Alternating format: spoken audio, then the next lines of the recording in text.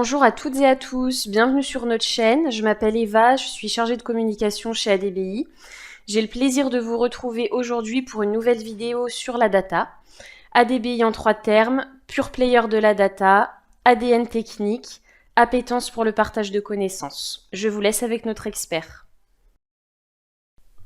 Bonjour à toutes et à tous. Dans le cadre de la sensibilisation et développement sous Talent Studio Data Intégration, ADBI vous propose de courtes vidéos pour vous aider à appréhender cette solution. N'hésitez pas à revenir vers nous pour toute question. Je vous remercie. Bonjour. Exercice suivant, travaillons autour de l'agrégation de la donnée au sein de Talent. L'objectif est de déterminer le nombre d'achats ainsi que la somme des montants pour tous les achats par type de magasin, et ce de deux manières différentes. Créons tout d'abord notre job, exo10, agrégation,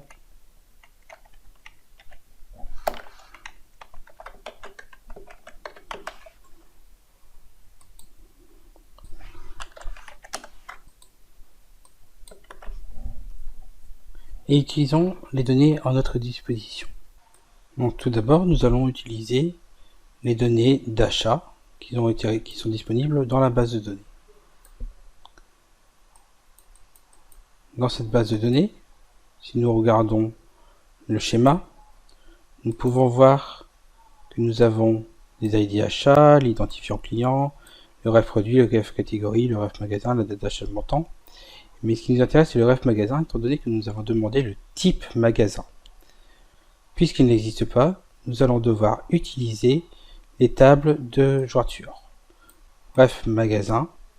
Et si nous voulons avoir le libellé du type magasin, nous pouvons utiliser le ref type magasin.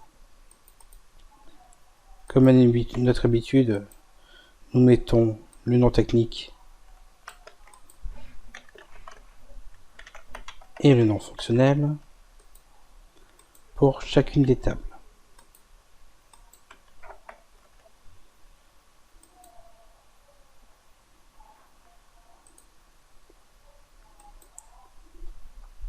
Nous utilisons ensuite un tmap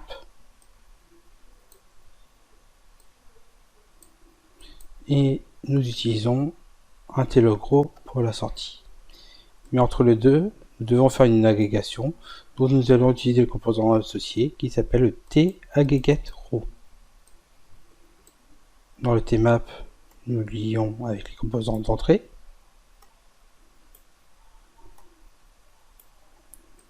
Donc in achat,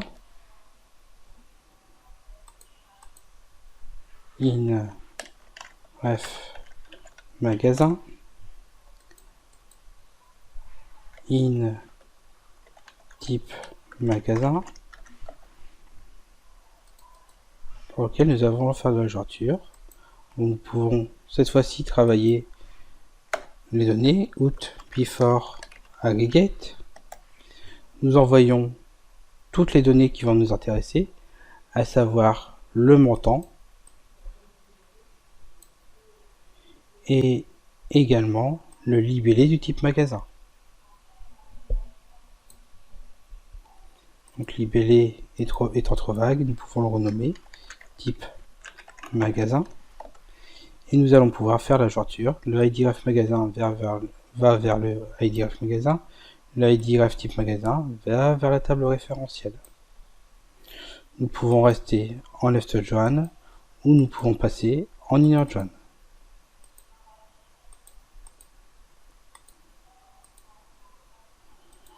Une fois que nous avons fait cela, nous faisons un clic droit sur le tmap et nous allons chercher le lien que nous venons de créer pour l'envoyer vers le taggregateRow. Et de nouveau, nous allons créer le schéma attendu. Dans le taggregateRow, il nous faut le libellé et il nous faut deux colonnes qui correspondent au nombre d'achats, qui est cette fois-ci un entier,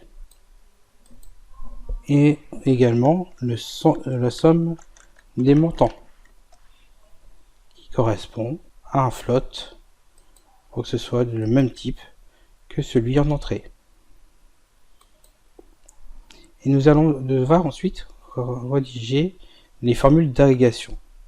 faut vraiment réfléchir en tant que SQL, étant donné que le composant DragAndDrop nous demande de faire des opérations et de couper par des éléments. Nous allons couper par le libellé type magasin et nous allons pouvoir utiliser ajouter tout qui va nous permettre de dire que le nombre d'achats correspond au nombre de montants. On pourrait choisir n'importe quelle autre colonne étant donné que c'est le nombre, mais la somme des montants c'est bien la somme des montants. Et nous tirons le trait vers le T-logro. En ce faisant, nous trouvons que le restaurant, il y avait 427 000 achats pour un total de 21 614 €, étant donné que nous n'avons pas différencié par année, par mois, etc.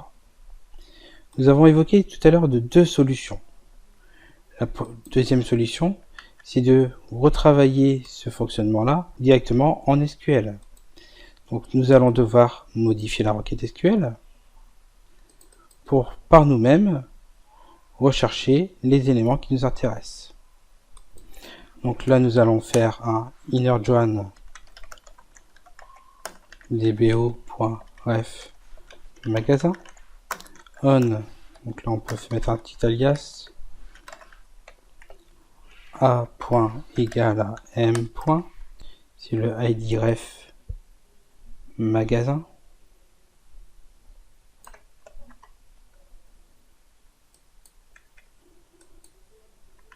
Et ensuite, nous faisons un innerjoin dbo ref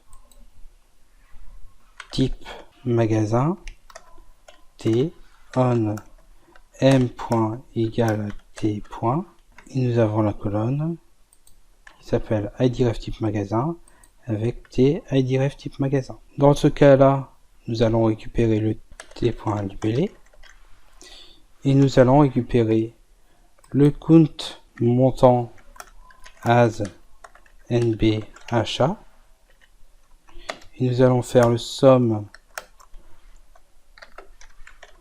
montant as somme montant. Donc comme vous le voyez, nous faisons exactement ce que nous avons fait en talent tout à l'heure, en ETL, mais nous le faisons cette fois-ci en ELT. Nous utilisons la puissance de la base de données et nous délestons la transformation à un tiers qui est le serveur de la base.